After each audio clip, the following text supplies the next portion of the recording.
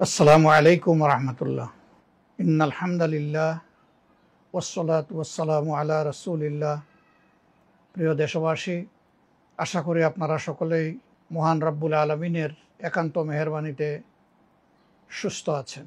বহুদিন পরে আজকে এইভাবে আপনাদের সামনে আসার সুযোগ মহান রব্বে কারিম আমাকে দান করেছেন। এই জন্য রব্বুল ইজ্জতের দরবারে অসংখ্য শুকরিয়া আদায় করছি, আলহামদুলিল্লাহ। প্রিয় বাংলাদেশ আমাদের জন্মভূমি, আল্লাহ তাআলার একটি শ্রেষ্ঠ নিয়ামত, একটি উপহার এ দেশের প্রত্যেকটি নাগরিকের জন্য। দেশকে আমরা ভালোবাসি এবং দেশকে নিয়ে, জাতিকে নিয়ে আমরা সকলেই চিন্তা করি। আজকে একটি বিশেষ বিষয় আপনাদের সামনে আমি হাজির হয়েছি। দীর্ঘ 1 মাসের অধিক সময় আমার অসুস্থতা এবং চিকিৎসাজনিত কারণে অনেকটাই আমি আপনাদের কাছ থেকে দূরে ছিলাম। আমরা সকলে অবহিত আছি, গতকাল বাংলাদেশের সর্বোচ্চ বিদ্যাপীঠ, 104 বছরের ঐতিহ্যবাহী বিশ্ববিদ্যালয়, যেটাকে একসময় প্রাচ্যের অক্সফোর্ড বলা হতো, ঢাকা বিশ্ববিদ্যালয়ের কেন্দ্রীয় ছাত্র সংসদ নির্বাচন এবং হল সংসদ সমূহের নির্বাচন অনুষ্ঠিত হয়েছে। এই নির্বাচন ছিল ছাত্র সমাজের কাছে বহুদিনের প্রতীক্ষিত একটি নির্বাচন। কার্যত 90 সালের পরে এরকম একটি নির্বাচন ঢাকা বিশ্ববিদ্যালয়ের ছাত্রছাত্রীরা পায়নি। 19 সালে একটি নির্বাচন হয়েছিল স্বৈর শাসন আমলে। এ নির্বাচন ছিল সাজানো, পাতানো এবং কঠোরভাবে নিয়ন্ত্রিত। কাজেই সে সময় ছাত্রছাত্রীরা স্বাচ্ছন্দ্যের সাথে উৎসব মুখর পরিবেশে ভোট দেওয়ার কোনো সুযোগ পায়নি। দীর্ঘদিন পরে এবারকার এই নির্বাচন, ঢাকা বিশ্ববিদ্যালয়ের সব কয়টি প্রতিষ্ঠিত ছাত্র সংগঠন, মেধাবী, প্রতিশ্রুতিশীল অনেক স্বতন্ত্র ক্যান্ডিডেট, তারা বিভিন্নভাবে বিভিন্ন নামে এই নির্বাচনে অংশগ্রহণ করেছেন। কেউ একক দলীয়ভাবে, আবার কেউ জোটবদ্ধভাবে। এই নির্বাচন ছিল ছাত্রছাত্রীদের কাছে একটি আনন্দ উৎসব এবং উৎসব মুখর পরিবেশেই তারা সারাদিন নিজেদের ভোটের অধিকার প্রয়োগ করেছেন। ছাত্রছাত্রীদের সকলেই ভোট দিতে পেরেছেন যারা ভোট কেন্দ্রে এসেছেন। ছোটখাটো সামান্য বিপত্তি ঘটলেও বড় ধরনের কোনো ঘটনা ঘটেনি। অথচ এই নির্বাচনের দিকে ছিল সারা দেশবাসী এবং বাংলাদেশের বাইরে যে সমস্ত বাংলা ভাষাভাষী বাংলাদেশি নাগরিক এবং তাদের বংশোদ্ভূত সন্তানরা, সকলের চোখ এবং দৃষ্টি। সারাদিন একাধারে ভোট গ্রহণ অনুষ্ঠিত হওয়ার পর রাত থেকে ভোট গণনা শুরু হয় এবং আজ সকাল পর্যন্ত এই ভোট গণনা চলে। শেষ পর্যন্ত এই নির্বাচনের ফলাফল জাতির সামনে আসে।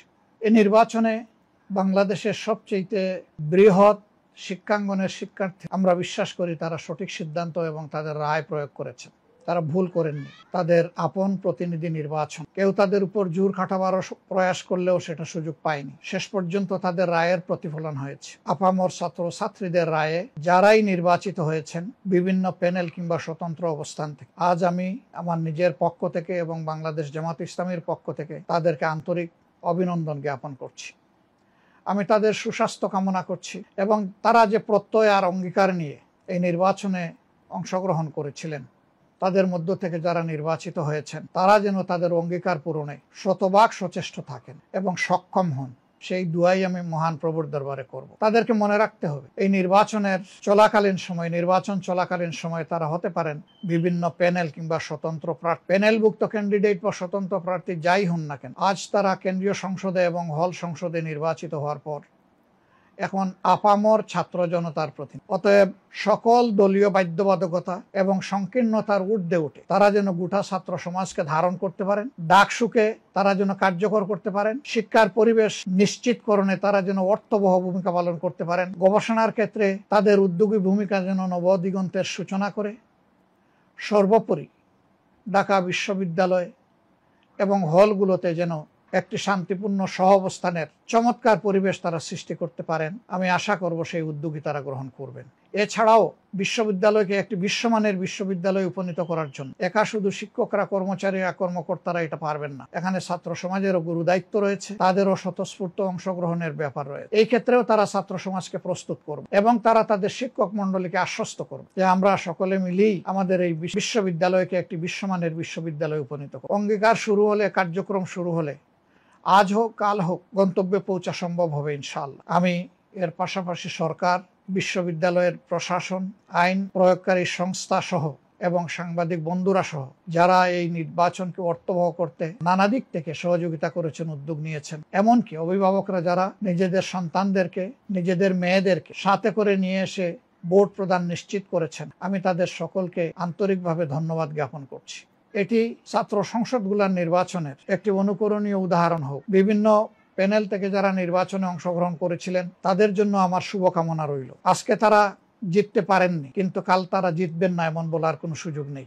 তাদের মধ্যে সুস্থ প্রতিযোগিতা হোক, প্রতিভা বিকাশের ক্ষেত্রে আন্তরিক প্রতিযোগিতা হোক, সেইটাই আমরা কামনা করব। এবং এই নির্বাচন শুরু হওয়ার আগে তারা যেমন পরস্পরের সহপাঠী এবং বন্ধু ছিলেন, এখন থেকে পরবর্তী দিনগুলোতেও তারা সেভাবে মিলেমিশেই বিশ্ববিদ্যালয়কে গড়ে তুলবেন, আমরা সেটা তাদের কাছে প্রত্যাশা করি।